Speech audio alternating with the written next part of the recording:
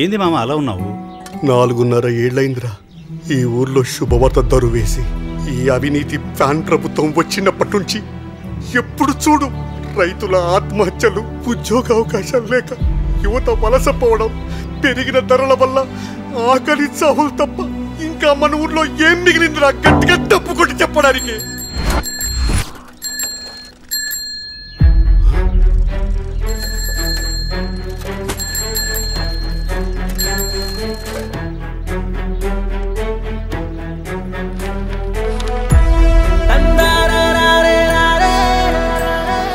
ఇప్పుడే మామా ఊరే కాదు రాష్ట్రమంతా గంతులేసే దరువు.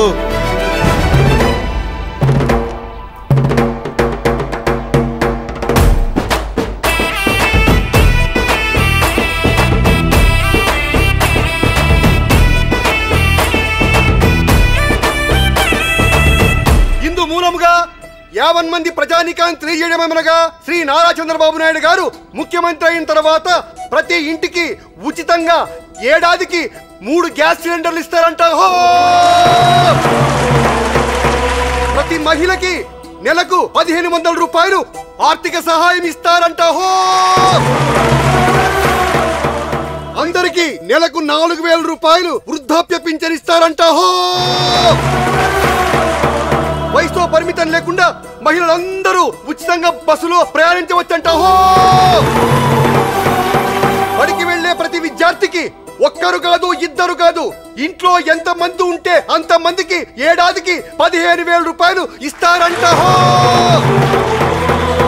ప్రతి రైతుకు ఏటా 20,000 రూపాయలు ఆర్థిక సహాయం అంట.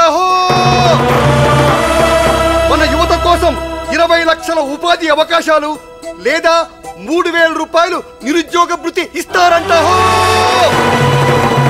ఇవన్నీ మనకు కూడా రావాలంటే ఏం చెయ్యాలో అది చెప్పరా ముందు.